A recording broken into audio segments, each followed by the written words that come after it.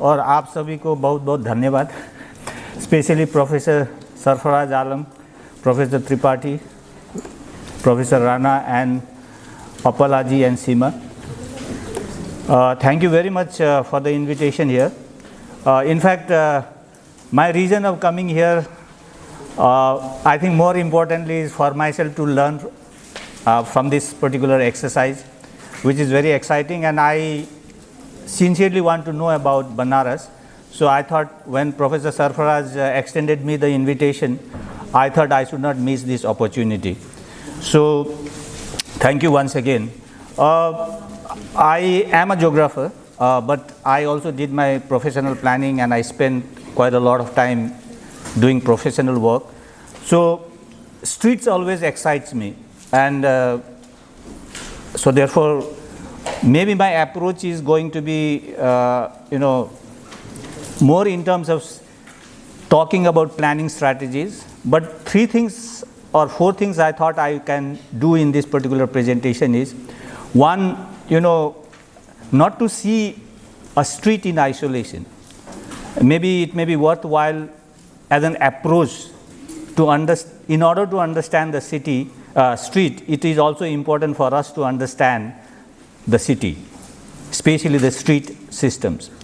The other thing I would like to also do is, little bit tell you about, there are different, scholars who have actually worked on designing, planning streets. Many of them are from the West, but some of, many people have also worked in India, so I'll cite that. Then maybe it will also very important, in the morning, most of the things have been covered. But one of the things which as a planner and a professional I would like to highlight is, mapping street is not only about the land uses, the culture. My understanding is mapping street in contemporary times is also about institutional mapping. What are the laws, bylaws that govern the, design and even control and the use of the streets? Who are the authorities and what do they do? And how, streets can be made more inclusive and human. I think these are some of the perspectives which I would like to discuss.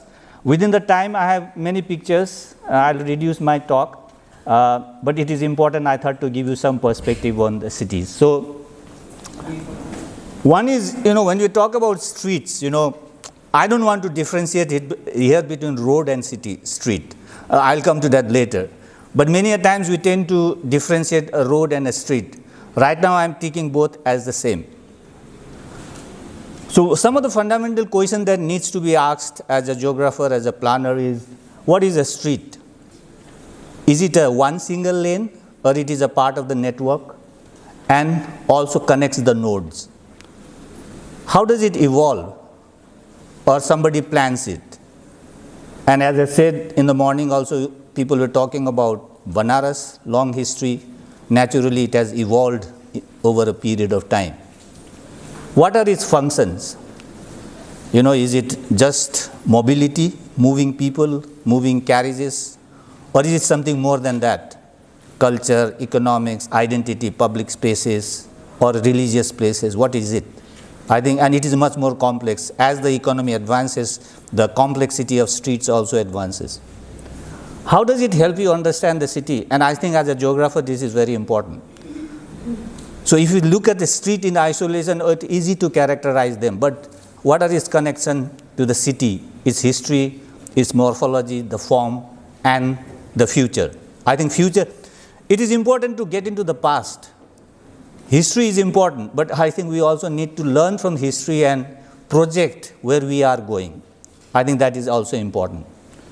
The other thing is very important is, especially from a planners and architects and urban designers perspective, many a times when we talk about human cities, we basically think about design. Road ka length itna hona chahiye, footpath hona chahiye, besides architectural, elements hona chahiye. But is that enough to make a street human and inclusive? That's where the question of connected to citizenship, rights, and inclusion comes. I think these are some fundamental questions. Maybe in the mapping exercise we need to be clear about. Now there are different conceptual representation of streets. All of us are geographers. This is about maps.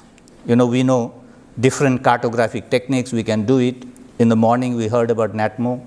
But I think streets are also, the maps are, there are different representation. It is about topology. It is about connectedness. It is physical. It is real. In the sense that there is a road, there is a footpath.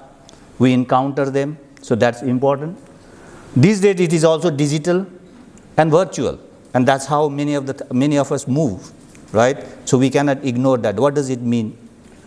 It is a very lived experience because we don't only move, we encounter different experiences and different people encounter different experiences. Therefore, it is very important for us to understand streets from that perspective.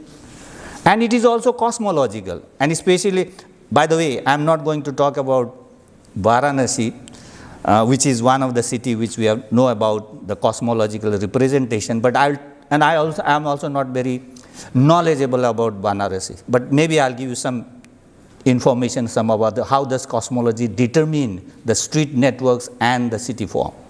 So these are different ways we need to understand.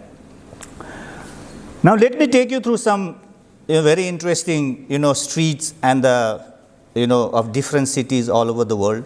I'll quickly pass through, but it gives, and at the end I'll raise some question of some, See, every city is unique. Every city has a street patterns. It has a history. So let me do. This is one of the first cities planned by a very famous planner called Hippodamus in the Greek islands, called the Melitius. And you can very easily see the street network on the southern side and the northern side, which is differentiated in scale. And there is a central place which is more like a public space, right? So you can see the hierarchy of the street, the plots, and between the differences, right? And then you have Mohenjo-Daro. And here also, though it is very old, but the street network patterns are very clear. And there is a distinct hierarchy. There is a central street, then there are minor streets, it connects to the neighborhoods. So there is a pattern, right? Either it has evolved on its own or there is a reasoning behind it, right? And then this is the famous mandala. We call it Vastu Purusa Mandala in the Indian tradition. There are different types of settlements which has been, described and is also implemented in real time in the cities and the villages. And these are different forms and different types of cities gives a different type of street pattern. It is related to cosmology. There are certain spaces which are important. It is also translate our social hierarchy, the caste and other types of, hierarchies. So these are different types, and you also, these are, basically the same form going into different, you can see Padmaka, Swastika and all that. Some of them are based on, the walls and the street patterns are accordingly designed. So there are different ways and people have been thinking about since long time, not the recent ones. And this is Jaipur. Jaipur, the old city, is based on a very interesting concept, right, of planning the cities, the city of Jaipur, right? And this is same city. You can very distinctly see the old city which has been based on the old pattern, and the newer extension you can see it is not following the logic which was there on the old. So there is a discordance in the street pattern in the emergence between the traditions and the new. And this is very important for contemporary Indian cities. And you will see that the old Indian city sometimes is much more better organized than the peripheries, right? And then this is the famous temple towns of India. And you can again see a very distinct street pattern, and the sacredness of the space is central, right? And you can have the rectangular streets connecting each are very clear. But again, it is not only the street pattern that is important, it also reflects the hierarchy of social practices and the economic activities that they follow, right? And then when we come to the European history, the Baroque tradition after the Renaissance, they try to revive the ancient Greek and the Roman civilization. And again, you see the different imprint of cities that they were planning, the street network. Very bold, gardens and the main street, boulevard, trying to show the impression of the kings or the rulers, and because they had a lot of wealth. But one interesting thing I want to show you is the London plan by Christopher Wren. And there for the first time you see the importance of stock exchange, which is central to the street network pattern. And you have to remember that the emergence of the stock market is also the reflection of the capitalist mode of production, when money and finance becomes important. So you can see that in this particular plan.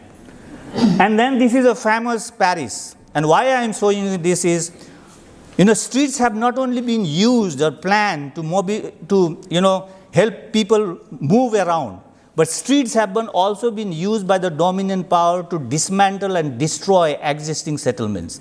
And Paris is a classic example. And the photograph that you see is from that famous Champs-Élysées street. Now we enjoy that street, but do you know what is the cost of that street? It led to displacement of hundreds of poor people in those areas, because France was going through the revolution, and the French government thinks all French revolution starts from low and the marginal areas. Even in Calcutta, the Britishers have used to remove the bastis, right? In America, the streets or the roads have been used to disenfranchise the African Americans. So streets are not only an instrument of, reflection of our culture, it is also a reflection of domination and also of conflicts and marginalization process. We need to remember that. Maybe today it is happening in a different way, but it must be happening, right? And this is a famous American plan. All American cities and the streets are like that. The simple reason was it is very easy to colonize because they had huge amount of land. So the grid is the best and the simplest and the most efficient way to expand cities. The Romans also did it. And incidentally, both the Romans and the Americans had the colonial expansionist understanding. And of course, the garden cities, which was based on very human, very small scale. And there again, you see very distinct hierarchy of streets, of the neighborhood human scale, right? And then, of course, even China has the central city based on the palace. And of course, the Chinese, like Indians, also had a traditional planning principle based on the Feng Shui system. They have the sense of orientation, sense of direction, which is pristine. And they also reflect the same hierarchy. And that is the modern, city of Beijing. The street networks and the road exactly follow what the additional old, city was like, right? And then Amsterdam. It is an amazing city. This is one city where you will see the road and the waterways combined together. And that adds to the beauty of this particular city. And incidentally, Amsterdam is also an heritage city, right? And the most interesting part is Amsterdam emerged out of the city. If you go to the station below Amsterdam, it is still on the stilts, right? So what I'm saying is technology also have been used to, design cities converging the water and the street. And that reflects the vision and the plan of the people, those who designed this city. And it is one of the most beautiful cities in the world, like maybe Venice also. And then just to give an idea about how ideology matters, this is Old Delhi, and look at the street network pattern. The red fort determines the straight line, the Chandni Chowk, you have the mosque, but look at the alignment of the streets and the roads, right? Just next to this is the new city of Delhi. And look at the colonial imagination of how the road and the network of cities should be. It is distinct from this one. So there is in fact a conflict of space and design between this and this one, right? So I think these are very important aspects to remember when we are talking about streets. And then Chandigarh, the planned city, and Corbusier was one of the famous architects. Incidentally, he designed this city, a modern city, okay? But he has very clearly designed the whole city based on the hierarchy of street networks, right? So I'm not getting into the details, just to highlight. And then, see, when we talk about cities and streets, we only think about streets which are on the surface. But please remember, cities are also going underground and vertical, right? And this is a classic case of Montreal. It's amazing, 32 kilometers of underground tunnel. And so the city is not only horizontal, it is vertical. For us, vertical is only above the ground, but cities are also below the ground. And the streets below the Montreal area is one of the most fascinating. And one of the most interesting thing about Montreal is, geographically it is very harsh and cold. And underground networks, facilitate protection from this harsh winter, right? So the streets becomes very, very lively, right? And then I think I have to tell you this. This is Kumbh, which is happening now. So when we think about streets, we think about fixed streets, right? But these are ephemeral streets. After 40 days, the famous city of Kumbh is going to go out, right? But should we consider this as a street?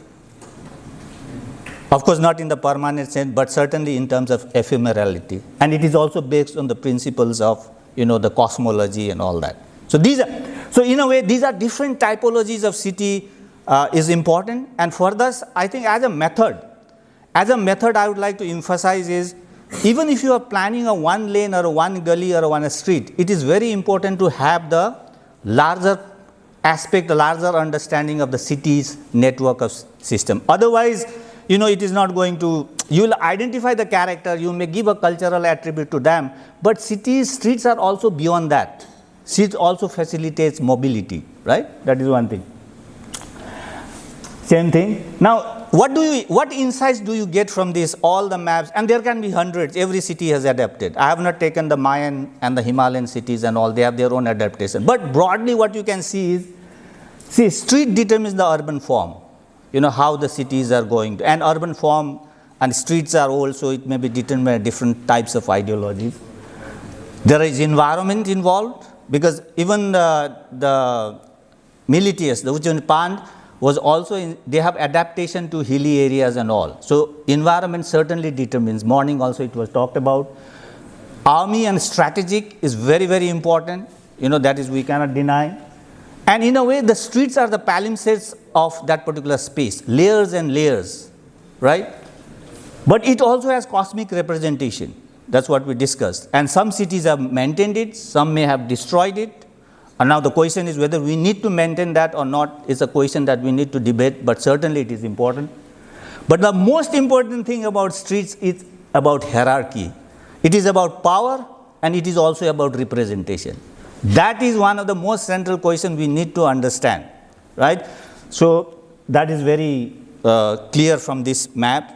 It is also about boundaries. Many a time the cities discriminate, segregate communities. That is what the Paris plan did it, the American cities does it, okay? And there are functions, it could be circulation, mobility, all that type of thing.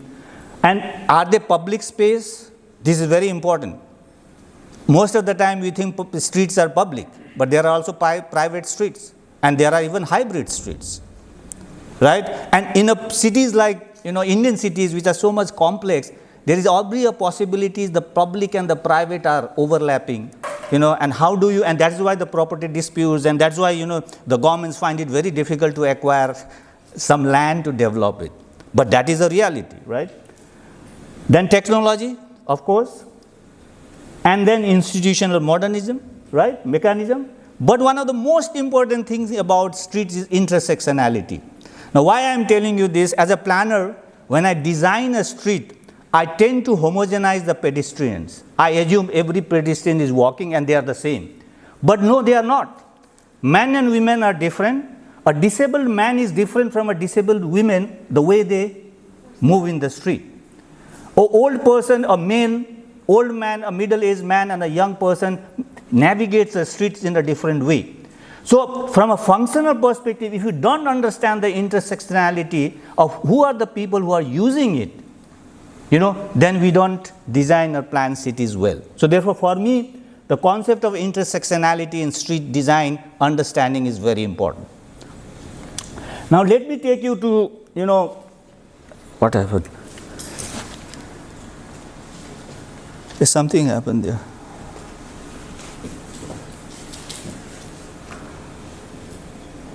I hope I have some time.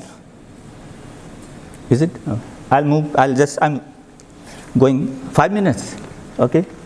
Okay. Now let me take you to, there are also some people who have worked, there are theories, there are some of the architects, planners have talked about it. I'll take you through some 4 people, who have made difference in talking about streets. One is a very famous called Kevin Lynch. He wrote a book called The Image of the City in 1960. This book is still relevant. in thinking for geographers and planners and all. And he talked about cities. The image of a city is determined in different facts, things like districts. I'm not going to that, but the street that we are talking about is linked to the idea of pathways. That's what he says. Okay, and what is a pathway? For him, channels along with observer customarily, occasionally, or potentially moves. And what is interesting, when he defined these pathways, he didn't mean hard metallic street. Look at his definition. A channel may be a street, a boulevard, an avenue, as well as waterways, railways, any weather means moving through the cities. And that is true. Today we know Bombay, and we are designing many metros, right? Bombay is one classic example where the local trains are there. Have you ever thought of designing a street which is next to Bombay Metro, taking this into consideration? I don't think we have. Today we are thinking of transit, which is a very different, it is only about monetizing the land, not about the people, right? And what he told was streets are important not only as a city form, but more important mental and physical maps that helps you to understand. And some of the principles that he, or maybe it may be useful for the people, those who are doing this exercise to understand. He gives 5 or 6 different aspects to understand a city. One was what he say, a street helps you to find a way and orient you to the city. That's very important. You must have observed, when you go to some city, you get lost. In some city, you feel very comfortable. What is that? That's basically the pattern of street. Then legibility, how does it help you to read the city, right? And of course, it is a public space and a space for social interaction. Imageability. Now, if you see Banaras, of course, the image is about shrines and the ghats. If you go to Paris, it's about, I think, the cafes and all that, right? If you go to American city, the only thing comes out as central business district, which is lifeless anyway. Then he talks about structure and hierarchy, not only of the physical, but also the social and other things. And more importantly, he also talks about streets give you character and identity, right? So basically, he said streets are very important in terms of organization, experience, and understanding of cities. Now, the other person very important to know about is Jane Jacobs, Jane Jacob, by the way, she was neither a geographer. Many of the people are neither geographers, nor planners. And it is amazing, if you have little bit of common sense and embeddedness in the place, you can think better. She was a simple journalist. She was writing about New York City, and she has given some of the most amazing ideas of how to make cities human, right? And she also talks about, streets, and she says, streets and their sidewalks, the main public spaces of city as a most vital organ, right? And then, again, given the time, I'm not getting to the details, but if you read, she basically talked about mixed land use, like Indian cities, because mixed land use are always lively, right? And it has to be human scale, broad, beautiful, cement se bana hua, it doesn't relate you to the city. The guliyas are much more, that's why everybody loves Banaras. Not only because of the food, but it is, always when you move in the cities, which is, very, very, because it is like an encounter. You are always if you can see through a street, then there is no innovativeness. You are not challenged. But if you move in the city, there is a gully which is binding and you don't know what is there next door, right? So it challenges the person who is going out. So there is a, for a person, there is certain adventure involved in it, right?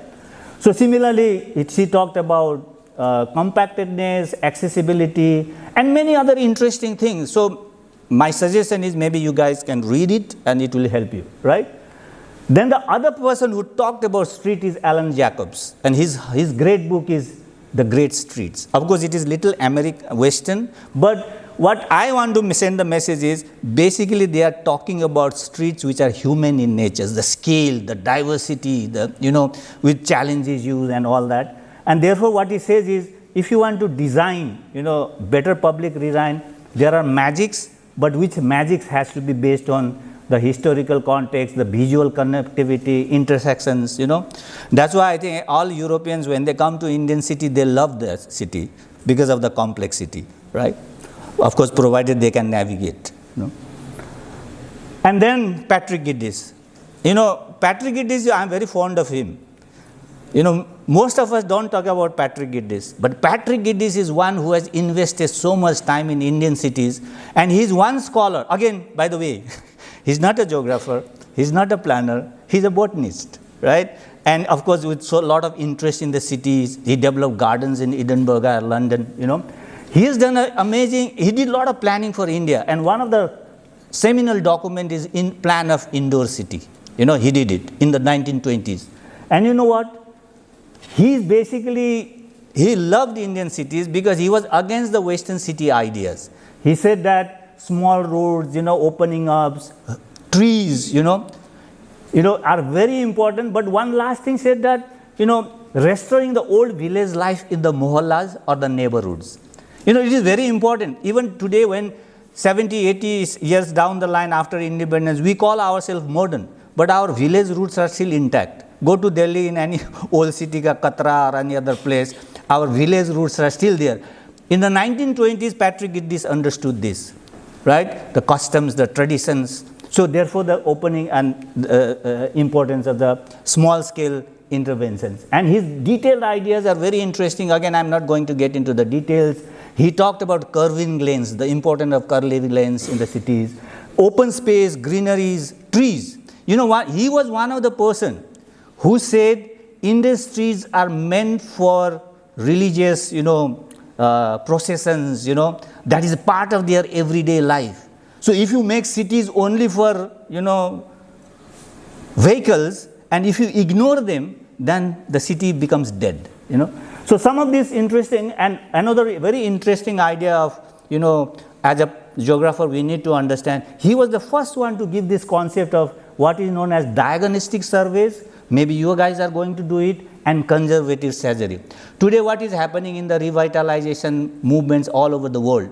The standard style is you remove everything, but he didn't promote that. He said you should check, even if the old city is declining, check it out which are the most important to be removed, which are less, and do conservative surgery, not large scale like what they did to Paris.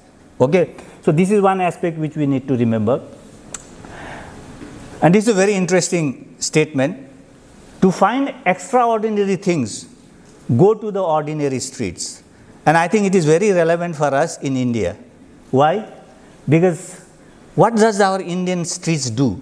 Most of the time we think streets, because we are in Banaras, we think about temples, we think about food, but our streets are also about protests, right?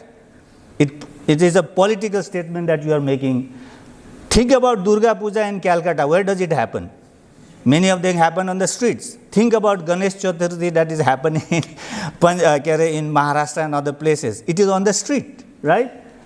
We play football and cricket on Sundays on the street. In fact, the Chinese and the Vietnamese actually have court designed on the street, because morning and evening when the road is not being used, they play there. So it is a flexible use of spaces, right? Flexibility of you don't designate a road only for moving, but you can also play there. What's harm, right? You can play, okay? Festivals, and we also know in Delhi, there are streets where we have weekly markets, okay? Heart lagta hai. So I think Patrick Geddes was not wrong, no? When he said the rural connectivity, right? Of course, streets in India are also parking spaces, and we assume they are parking spaces, but they are not. It is an illegal parking. And we also know streets are dumping sites, or in the morning we went to the Ghat and we saw that streets are places to dump sites. So it has multiple uses. It is about public art, like Delhi.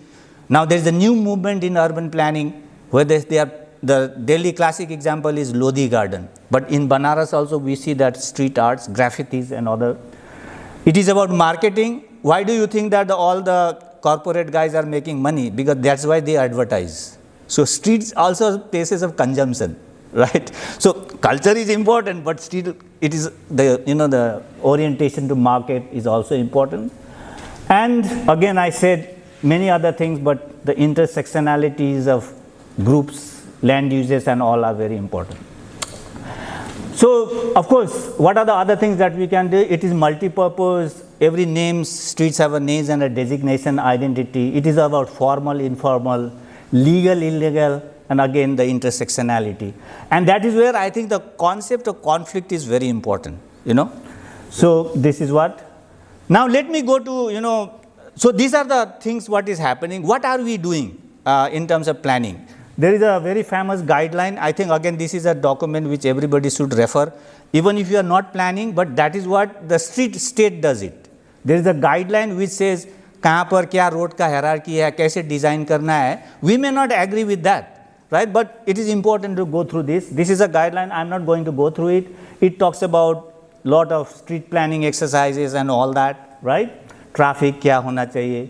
They talk about the hierarchy of roads, and the streets. So the streets comes only at the lower level, right?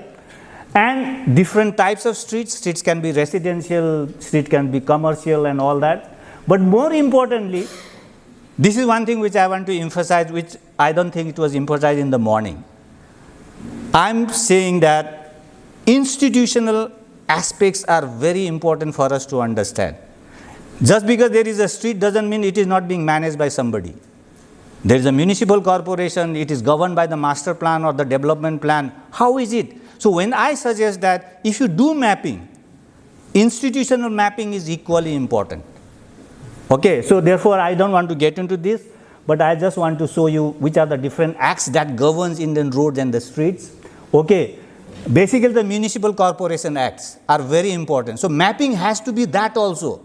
Otherwise we will only talk about, the culture. They are important, but why not institutional, right? What are the laws? What are the acts? Where does the act conflict? Urban Development Acts, bylaws. And one of the most interesting thing is the Street Vendors Act, right? Now many a times we ignore, but there is a law which gives right to the citizens, vendors. Have we ever mapped them? Does it even come to our conscious design when we talk about geographies of, street? What are the laws and provisions protecting them or not protecting them? Isn't it important for us to map? I think it is.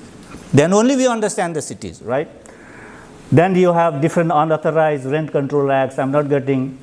And see, in India, we have Persons with Disabilities Acts, which provides when we design the streets to be more inclusive of their aspect.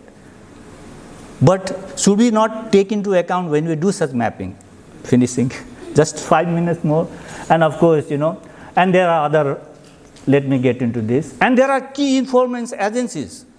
We also need to know who is the owner, or not owner, but also who is the institution managing that particular streets.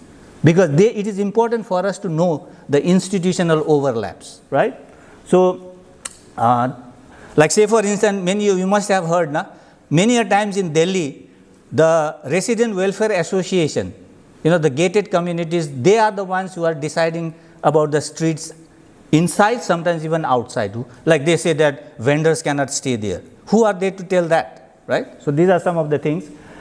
Now the other thing is, despite all these laws and legislations, we still have problem of, where people are not at all considered. So what do you do that? That is where we say that reclaim the streets.